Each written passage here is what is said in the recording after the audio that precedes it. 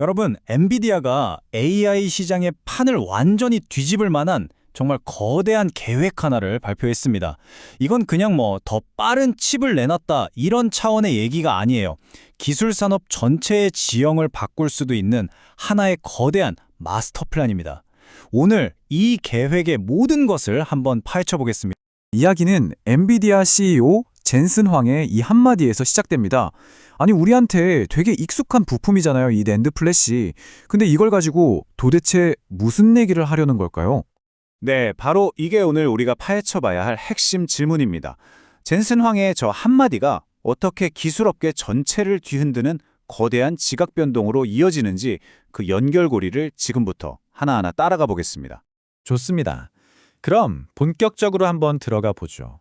이걸 제대로 이해하려면요, 먼저 엔비디아가 도대체 어떤 문제를 풀려고 하는 건지부터 알아야 합니다. 요즘 AI 정말 많이 쓰잖아요. 근데 이 AI의 성공이 좀 역설적이게도 새로운 문제를 낳고 있어요. 일종의 교통체증 같은 거죠. AI가 더 똑똑하게, 더 맥락에 맞는 대답을 하려면 참고 자료가 필요하거든요. 이걸 KV 캐시라고 부르는데 뭐랄까, AI의 커닝 페이퍼라고 생각하시면 쉬워요. 근데 문제가 뭐냐? 이 커닝 페이퍼가 점점 두꺼워지다 못해 거의 백과사전 수준이 되어버린 겁니다.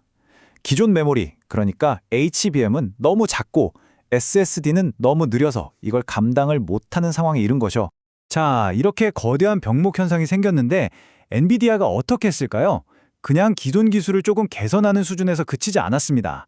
아예 판을 새로 짜버렸어요. 완전히 새로운 개념의 하드웨어를 발명해낸 거죠. 바로 ICMS, 추론 맥락 저장 장치라는 겁니다. 이름이 좀 어렵죠?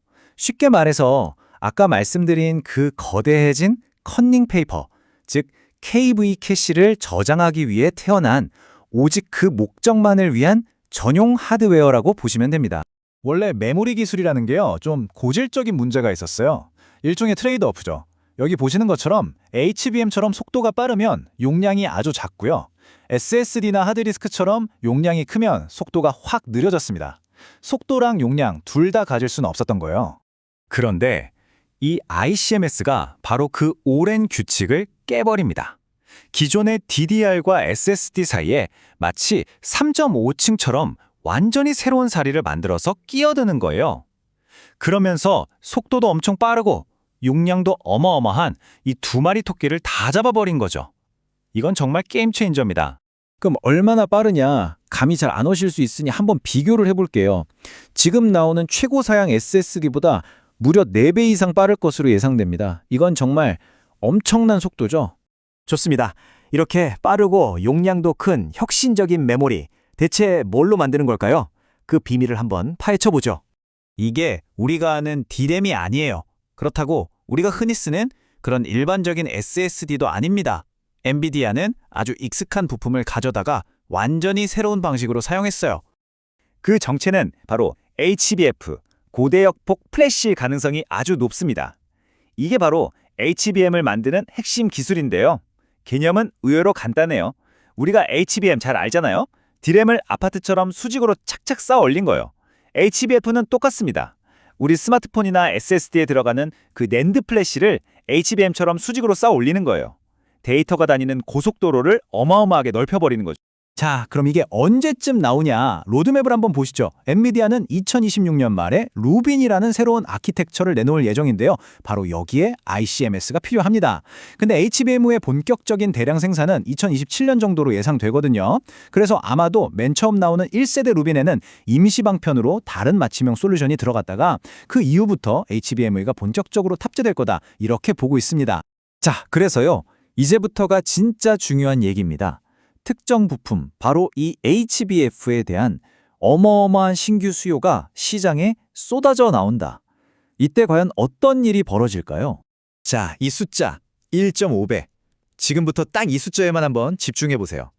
이게 얼마나 충격적인 의미를 담고 있는지 곧 알게 되실 겁니다.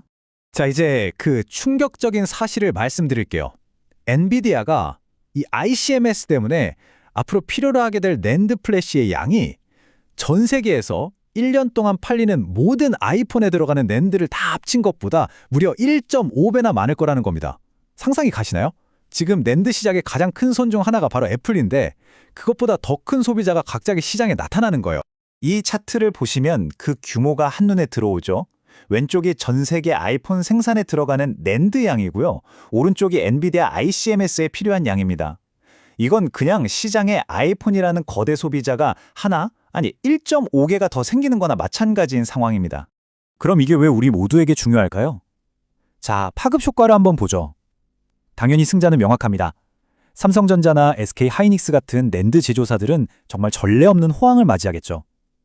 하지만 패자는 누가 될까요? 바로 우리에게 익숙한 스마트폰이나 PC 제조사들입니다.